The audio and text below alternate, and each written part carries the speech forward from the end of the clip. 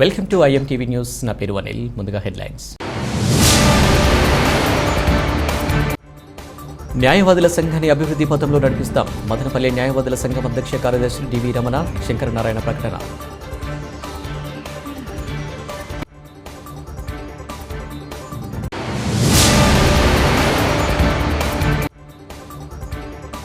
Mining మాఫియాకు సహకరిస్తున్న revenue అధికారులపై చర్యలు తీసుకోవాలి. CPM Srinivasulu demand.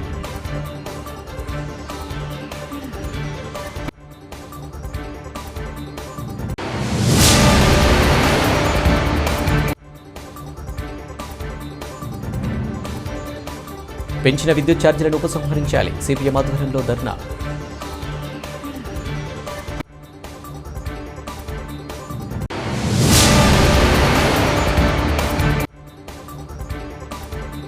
ఓట్లేసి గెలిపించిన ప్రజలకు ఏమని సమాధానం చెప్పాలి? మున్సిపల్ సమావేశంలో 6వ ward YCP councillor Prasad Babu ఆవేదన.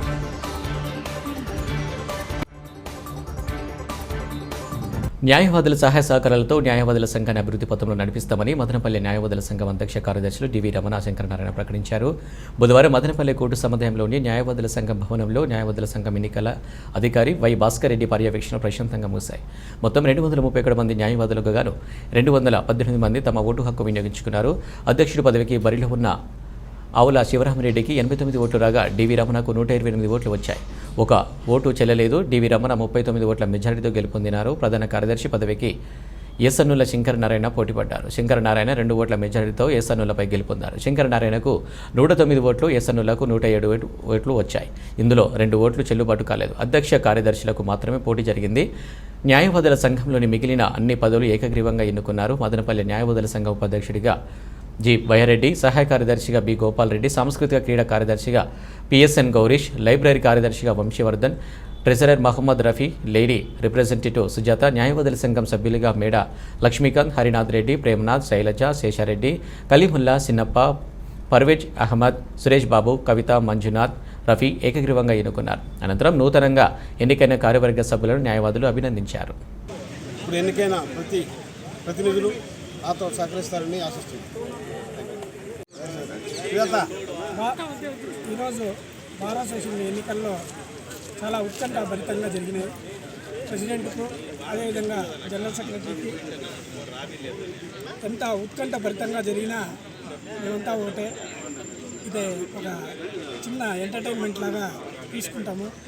అదేవిధంగా బార్ అసోసియేషన్కు డెవలప్మెంట్కు గతంలో లాగే ఎప్పుడు అందరూ సహకరిస్తారు. ఇది ఓన్లీ ఎంటర్టైన్మెంట్ ఎలక్షన్ మాత్రమే. అదేవిధంగా మదనపల్లిలో ఏ కార్యక్రమమైనా సరే ప్రజలందరికీ అందుబాటులో ఉంటుంది బార్ అసోసియేషన్. మా ప్రెసిడెంట్ డివి రమణ గారికి, అదేవిధంగా మొత్తం గెలిచిండే బృందానికి అందరికీ ధన్యవాదాలు తెలుపుతూ పత్రికా విలేకరులకు అదేవిధంగా అందరికీ ధన్యవాదాలు తెలుపుతూ ఈ ఎలక్షన్లు సాఫీగా జరగడానికి ఎలక్షన్ కమిషనర్గా మా వై భాస్కర్ రెడ్డి గారు, మున్రెడ్డి గారు, అదేవిధంగా బి శ్రీనివాసులు గారు సహకరించినారు. ఇంకా మన మిత్రులు న్యాయవాదులు అందరూ సహకరించినారు.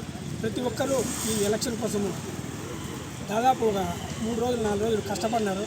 అందరికీ ధన్యవాదాలు తెలుపుతూ ఈ అవకాశాన్ని నాకు ఇచ్చినందుకు ధన్యవాదాలు తెలుపుతాను. Thank you very much. ఫిబ్రవరి మాసంలో సిటిఎం రోడ్డు పోతబోలు పంచాయతీలో అక్రమంగా మైనింగ్ చేస్తున్న స్థానికుల ఫిర్యాదు మేరకు మైనింగ్ చేస్తున్న వాహనాలను సీజ్ చేసిన రెవెన్యూ అధికారులు అక్రమాలకు పాల్పడుతున్న వారిపైన కేసులు బనాయించి రెవెన్యూ అధికారుల పనితీరుపై అనుమానాలు వ్యక్తమవుతున్నాయని సిపిఎం శ్రీనివాసులు అన్నారు. బుధవారం మీడియాతో మాట్లాడుతూ ప్రభుత్వ స్థలంలో కోట్ల రూపాయల మట్టిని కొల్లగొట్టి దోపిడీకి పాల్పడుతున్న అక్రమార్కులపై కేసులు నమోదు చేసి ప్రభుత్వ భూమిని కబ్జాదారుల నుంచి కాపాడాలని డిమాండ్ చేశారు. లేని పక్షంలో రైతులు స్థానికులతో కలిసి ఉద్యమాలు చేపడతామని హెచ్చరించారు.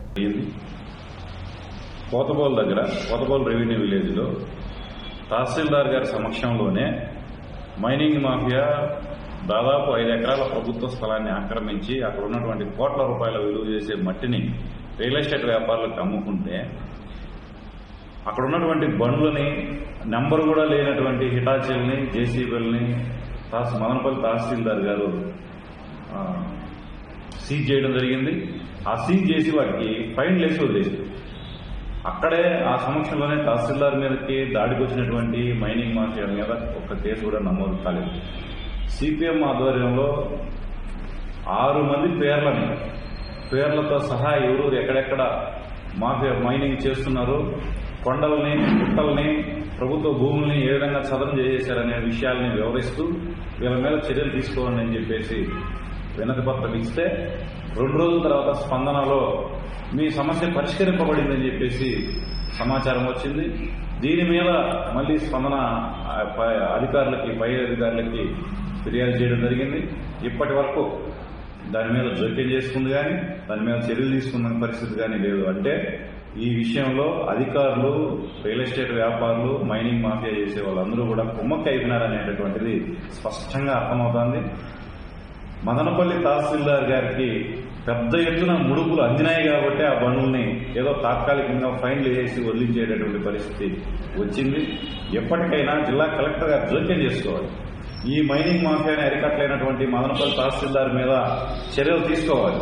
అంతేకాకుండా దీనికి మద్దతుగా ఉన్నటువంటి వాళ్ళ మీద, రాజకీయ నాయకుల మీద, రియల్ ఎస్టేట్ వ్యాపారుల మీద, అందరి మీద చర్యలు. మండలంలోని మినికి పంచాయతీ రెవెన్యూ సంబంధించిన ఖాతా నెంబర్ 1099 భూమిని 1 ఎకరా 20 సెంట్ల భూమిని 25,000 రూపాయల లంచం తీసుకుని మార్చేశారు. సంబంధించిన మినిక వీఆర్ఓ పాపారాయుడు డబ్బుకు కక్కుర్తిపడి ఇలా చేశాడని మాలేనత్తం పంచాయతీ ఎరుపు శెట్టిపల్లెకు చెందిన రెడ్డప్పారెడ్డి మినికి వీఆర్ఓ పాపారాయుడును తహసీల్దార్ కార్యాలయంలో అధికారులు ముందర రైతులు ప్రజల సమక్షంలో విరుచుకుపడ్డారు.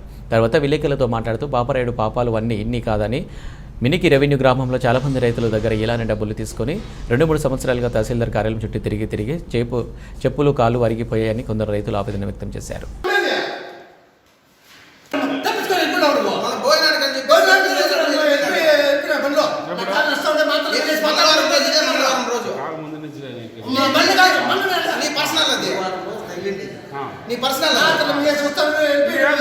చూసుకోవాలి కదా మీరు.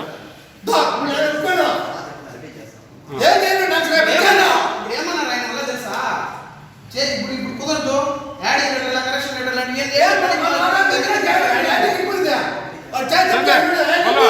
అంత వాళ్ళే చూస్తారు. 1099 ఖాతా నెంబర్ మా నాయన పేరు మీద ఉంది. మా భార్య గోల్డ్ పంచాయతీ ఎరపసెట్పల్లి గ్రామం మాది. 91లో మా నాయన కొనుగోలు ఆస్తి. ఇట్లాంటి వీఆర్ఓని ఎవరు ఫ్రాడ్ చేసి అప్పుడు చేసినారు.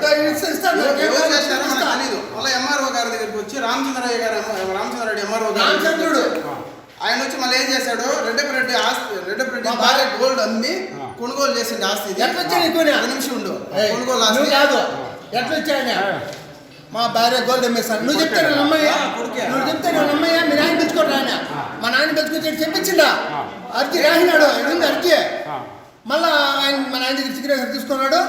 పాస్బుక్ పత్రాలు నీ పెడితే పాస్బుక్ వేరే వాళ్ళు పెడితే ఎట్లా ఆయన వద్దు అని చెప్పేసి తీసుకునేది పాస్బుక్. నేను చేసుకొని పెట్టాను. ఆయన తెలుసు పాస్బుక్ 1B వచ్చినది. మళ్ళీ వాళ్ళు ఎట్లా ఇస్తాడు 1B వేరే వాళ్ళకి అతను తీసేసి 20 సెంట్లు తీసేసినాడు. ఇప్పుడు 20 రోజులు అయింది తీసేసి ఖాతా. ఎట్లా తీసుకోవాలి?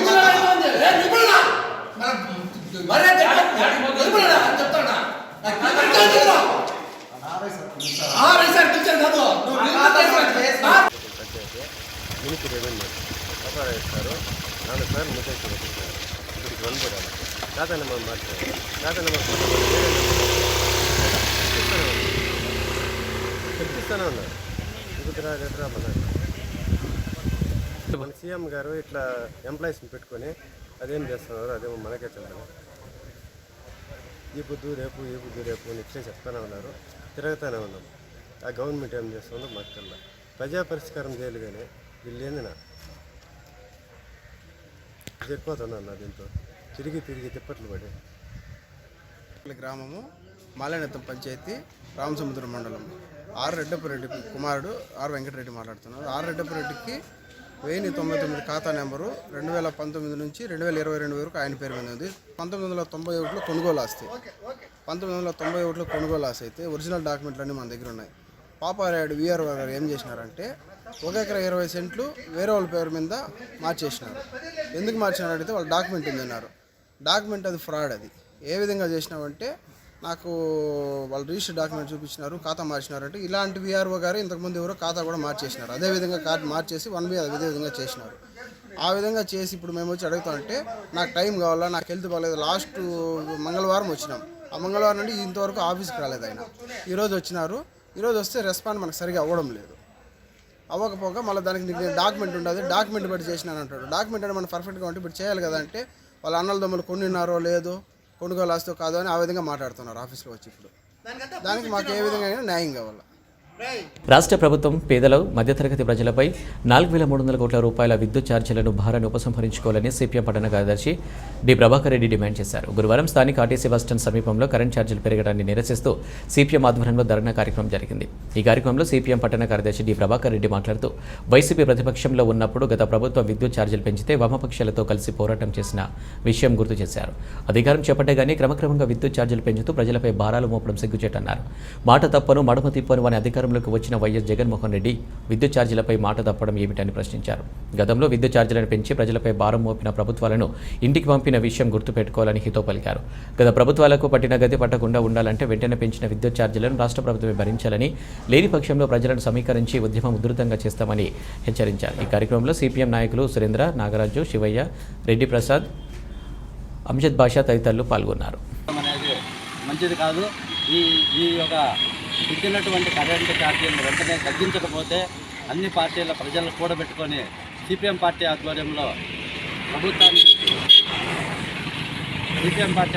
పెద్ద ఎత్తున ఉద్యమాన్ని చేయడానికి కూడా సిద్ధంగా ఉందామని చెప్పి ప్రభుత్వానికి డిమాండ్ చేస్తున్నాం. మున్సిపల్ కౌన్సిల్ మీట్ అంటే వాటర్ బాటిల్ ఇస్తే తాగేసి మున్సిపల్ బోర్డును చూసుకొని పోవడం కాదని, ఓట్లేసి గెలిపించిన ప్రజలకు ఏమని సమాధానం చెప్పాలని గురువారం జరిగిన మున్సిపల్ సమావేశంలో 6వ ward YCP council Prasad Babu ఆవేదన వెలిబుచ్చారు.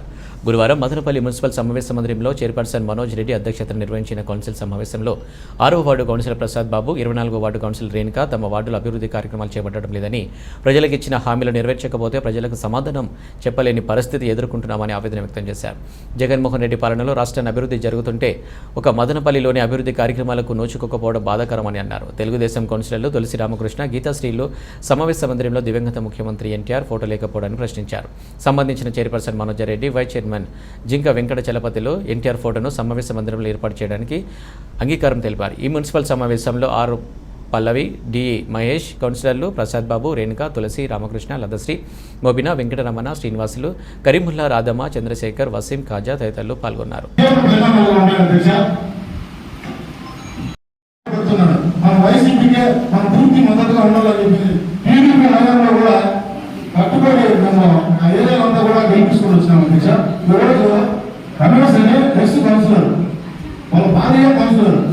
ఈ రోజు వాళ్ళ కూతురు ఇదే కౌన్సిల్లో ఉంది. ఆరోగ్య పరిస్థితి వల్ల చాలా అపమానమైన పరిస్థితులు ఉంది. వాళ్ళ కుటుంబానికి కూడా కౌన్సిల్ తరఫున అందరూ కూడా ఏదైనా సాయం చేసి వాళ్ళని మనం ఆదుకోవాలని చెప్పి కోరుతున్నాను.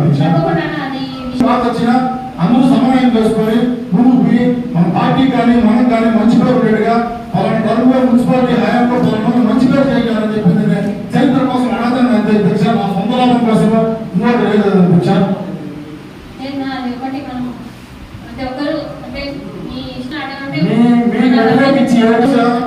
తండ్రి స్థానంలో మీరున్నారు, తల్లి కానీ తండ్రి కానీ ఆ స్థానంలో మీరున్నారు. మా సమస్య ఏదైనా మీరు చెప్పుకొని మీ తర్వాత మేము మా సమస్య పరిష్కరించుకోవాలని ఆధునిక అవసరం కోసం అన్నగారు కూడా గతంలో చెప్పినారు. ఇంకా నా వచ్చేది కాదు అప్పుడు ఇక్కడ అడిగిన దీక్ష నా దగ్గర తప్పే అనిపించిన దీక్ష. ఈ నెల పెడతామన్నారు, ఈ నెల కూడా పెట్టాం. పైన చంద్రశేఖర్ ఎక్కువ అయిపోయింది.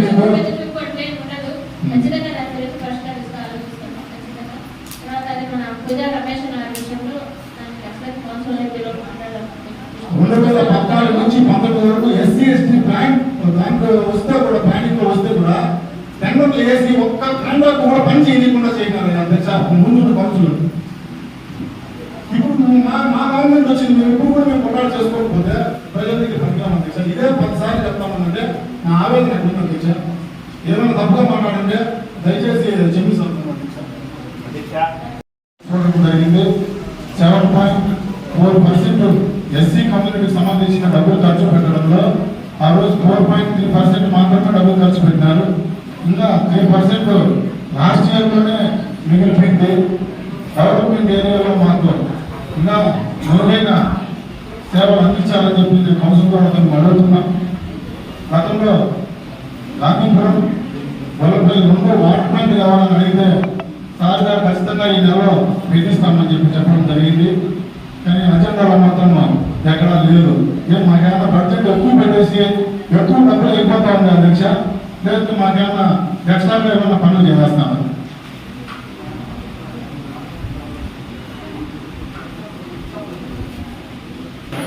పదిహేను పద్దెనిమిదిలో మనం కోర్టుకి ఫైనాన్స్ కదా, కోర్టుకి 15 లక్షలు మనకు స్టార్ట్ చేయండి మేడం.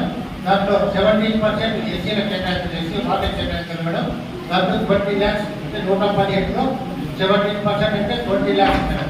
20 lakhs వర్క్ చేయాలంటే మనం 53 లక్షల ఉంటూ ఆ వార్డులో చేసాం. అలాగే జనరల్ ఫండ్స్లో మొత్తం 1,95 లక్షలు మనకు అలొకేషన్ టోటల్గా ఉంటాయి మేడం. 33 లక్షలు ఆ వార్డుకు 15% కేటాయించాయి మేడం.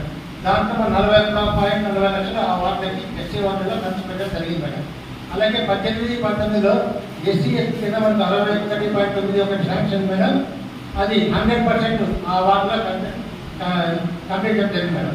అలాగే 18-19లో కోర్టు ఫైనాన్స్ ప్రాజెక్ట్ కింద మనకు 65 లక్షలు రిలీజ్ అయింది మేడం. దాంట్లో అలొకేషన్ ప్రకారం 11 లక్షలు ఆ వార్డు కేటాయించాలి మేడం. మనం 24,14,000 ఆ వార్డులో మొత్తం కంప్లీట్ చేయడం జరిగింది మేడం. అలాగే జనరల్ ఫండ్స్ కింద 18-19 మేడం 1,50 లక్షలు మనం ఖర్చు పెట్టడం జరిగింది మేడం. అలొకేషన్ ప్రకారం 20 లక్షలు ఆ వార్డుకు కేటాయించాలి మేడం. కానీ మనం 53 లక్షలు ఆ వార్డు మనం ఖర్చు పెట్టడం జరిగింది. నడుపుతూ ఉంటే మన దౌర్భాగ్యమేమో ఈ మదనపల్లి మాత్రమే ఇంత అన్యాయం జరుగుతాం అధ్యక్ష. మదనపల్లి మాత్రమే రాష్ట్రం అంతా సుభిక్షంగా ఉన్నారు ఈరోజు. వాటర్ ప్లాంట్ తాగునీటి సమస్య పేదలకు ఏమన్నా అధ్యక్ష.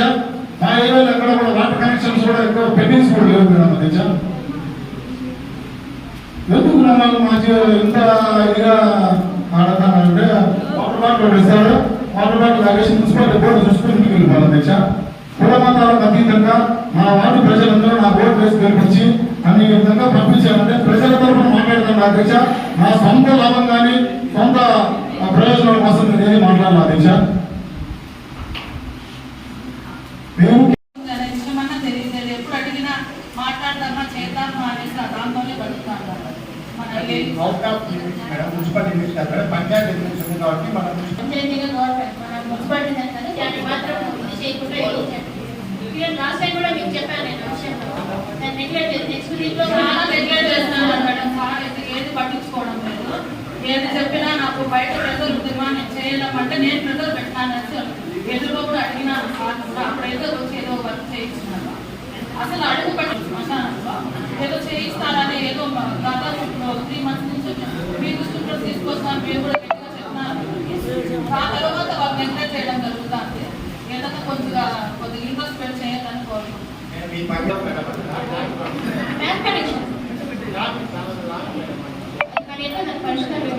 విలేజ్లో సర్పంచ్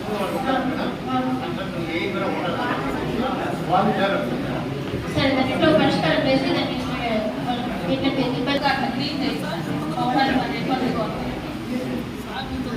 ఎంతో ప్రత్యేక దృష్టి పెట్టినా కానీ ఈ అధికారుల పరంగా చూస్తే నా వార్డు పరంగా ప్రత్యేక దృష్టి లేదు. తీసుకున్న పని వరకు కూడా ఏది కానీ నాకు వివరణ లేదు. ఇప్పుడు కుమార్పురంలో గాంధీపురంలో వర్క్ స్టార్ట్ అయింది. ఏది ఎక్కువ ఏది ఇంపార్టెంట్ అని అడగడం కూడా జరగలేదు. నా వర్క్ వచ్చి తీసుకున్నా కూడా మళ్ళీ అమౌంట్ ఒక గాంధీపురంలో వర్క్ స్టార్ట్ అయినా కూడా అమౌంట్ 25 లక్షలు శాంక్షన్ అయింది. వర్క్ స్టార్ట్ చేస్తానని చెప్తున్నారు.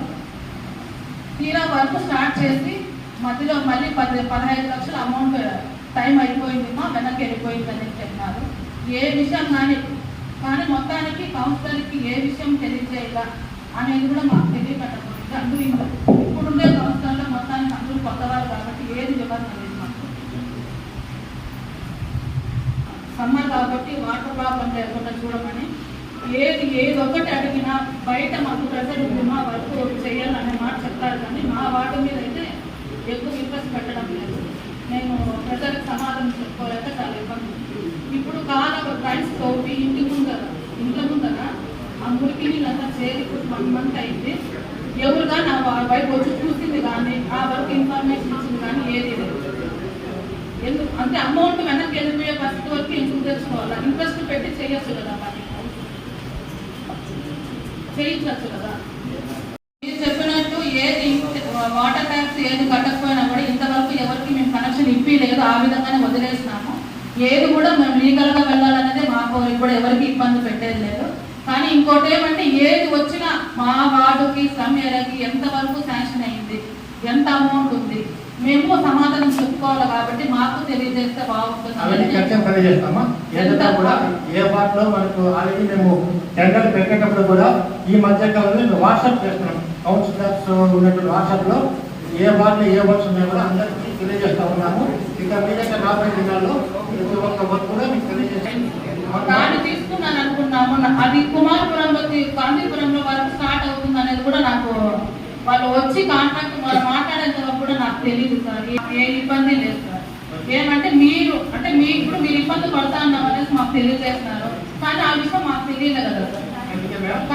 కానీ ఇంకోటి ఏమంటే సార్, మాకు తెలిసినంత మదనపల్లి మొత్తానికి చాలా సమయాలే మాది కాబట్టి ఏదైనా కూడా వర్క్ ఏదైనా చేసేటప్పుడు ఏదైనా మాకు ఫస్ట్ ప్రిఫరెన్స్ ఇచ్చి చేయమని చెప్పి మీ అందరినీ ఒకటి అడిగినా కూడా వారం నెల రోజులు తేడా లేదు మాకు వర్క్ కదా.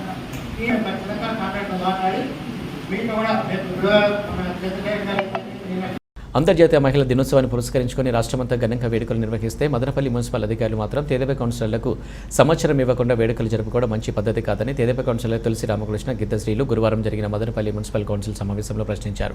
దీనిపై స్పందించిన వైస్ చైర్మన్ జింక వెంకటచలపతి వైసీపీ ప్రభుత్వంపై బురద జల్లే కార్యక్రమాలు చేస్తే ఊరుకోమని ఆగ్రహం వ్యక్తం చేశారు. ఇదే విషయంగా మున్సిపల్ కౌన్సిల్ హాల్లో చాలా సమయం వాదోపవాదనలతో దద్దరిల్లింది. మీరు ఎవరు కండక్ట్ చేశారు, అది తెలుసుకొని మాట్లాడాలా. ఆ విధంగా సీనియర్ కౌన్సిలర్ కదా, 4 టైం కౌన్సిలర్ కదా, 14-19 వరకు చేశారు. ఏ రోజు పెట్టారు మీరు? ఏ రోజు పెట్టారమ్మా? అక్కడ కూడా మేము పెట్టా, అయినా మీరు సమాధానం ఇస్తాం. ఏ రోజు పెట్టారు? వైఎస్ఆర్ పార్టీ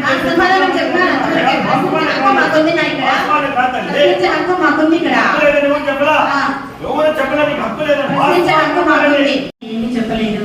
ఆయన ఒక స్త్రీకి హక్కులు కావాలని గుర్తించిన మొదటి వ్యక్తి రామారావు గారు. ఒక స్త్రీని కూడా సత్యం చేయగలిగినటువంటి గొప్ప వ్యక్తిత్వం ఆయనది.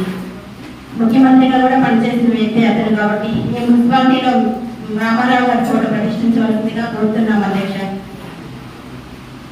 ఆల్రెడీ ఇక్కడ మేమైతే ఉంచామని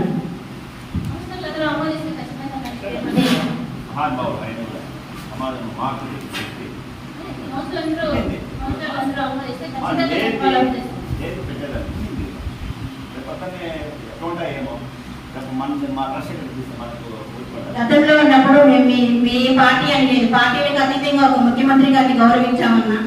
రాజశేఖర రెడ్డి అనుకుంటే ఇక్కడ కాదు ఎక్కడో నుంచి మేము దాన్ని తీయలేదు. ఇప్పుడైతే మీ ప్రభుత్వం వచ్చిన తర్వాత ఒక సంవత్సరం రోజులు మేము 3 మంత్స్ ముందే అడిగాము, పెట్టాలని వెయిట్ చేస్తాము, ఇంకా కూడా పెట్టలేదు. కాబట్టి ఇప్పుడు మళ్ళీ గొప్ప చేస్తున్నాము.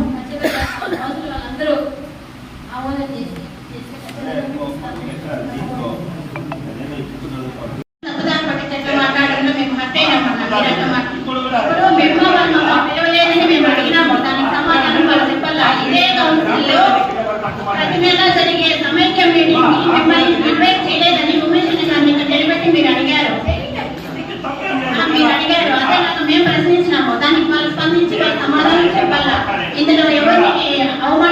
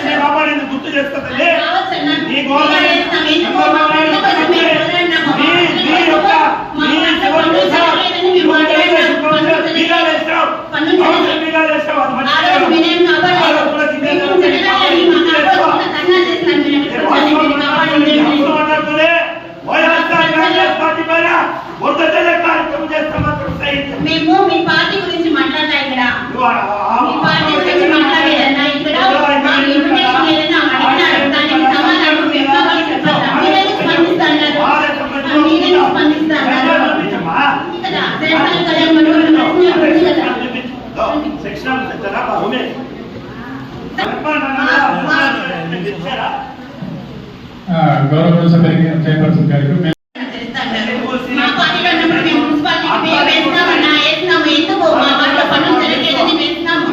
మా ప్రజల కోసం మేము పనులు జరగలేదు వేసినాము. దాని వాస్తవాలే మాట్లాడుతున్నాము.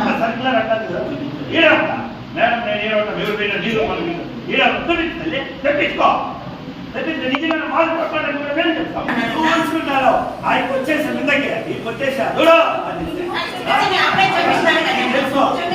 నేను నా శైలిలో మాట్లాడితే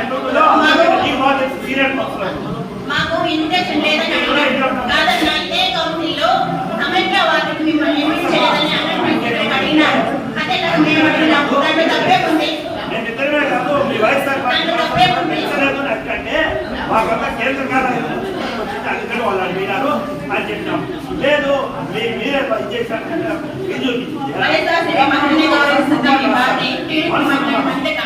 ఎవరైనా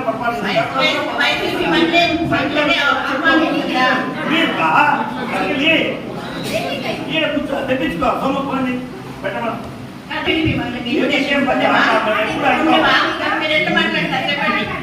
మేము అంత ఎప్పుడు కూడా ఇప్పుడు మీరు దేశం ఏమన్నారంటే అక్కడ సమాధానం మీరు మమ్మల్ని కావాలంటే మీరంటారు మీరే వ్యత్యాసం తీసుకుంటారు. నేను ఇక్కడ మీడియా మమ్మల్ని పక్కన పెట్టయితే మీ వాళ్ళని పిలిచినారండి. మాకందరికి కూడా కేంద్ర కార్యాలకి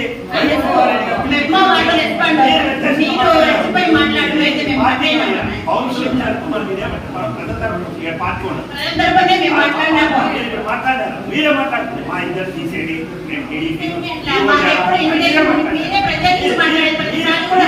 వచ్చిందే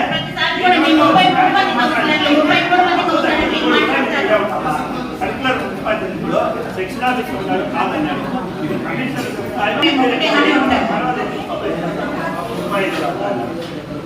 పార్టీలో 30 అంటారు 35 చేసామా. ఇది మీరు ప్రజాసంఘం గెలిచినారు కాబట్టి ఎవరు గెలిచినా గెలవకపోయినా కూడా ఏ పార్టీని గెలిచినా కూడా ప్రజల కోసమే పనిచేయాలన్నా. గెలిచిన 33 కదా 35 ఖచ్చితంగా మేము చేస్తాం. పార్టీలో అయినప్పుడు 33. ఇది పార్టీ మీటింగ్ కాదు, కౌన్సిల్ మీటింగ్ కదా. అంటే కౌన్సిల్ మీటింగ్ పార్టీ కాదు. గెలిచిన తర్వాత కౌన్సిల్ మీటింగ్ అన్ని పార్టీలు ఉంటాయి. ఇది కౌన్సిల్ మీటింగ్ కాబట్టి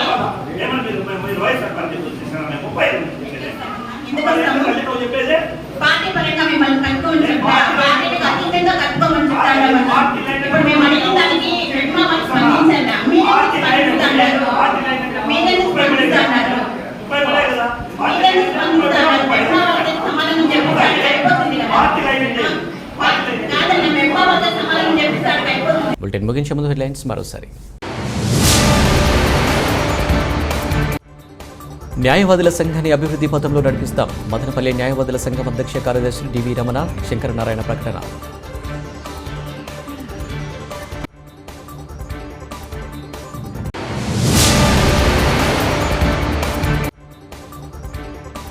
మైనింగ్ మాఫియాకు సహకరిస్తున్న రెవెన్యూ అధికారులపై చర్యలు తీసుకోవాలి. CPM Srinivasulu demand.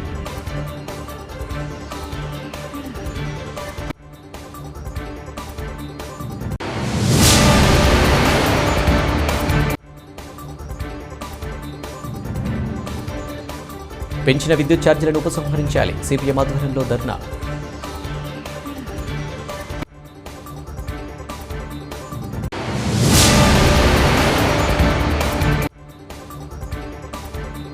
ఓట్లేసి గెలిపించిన ప్రజలకు ఏమని సమాధానం చెప్పాలి? మున్సిపల్ సమావేశంలో 6వ ward YCP councillor Prasad Babu ఆవేదన.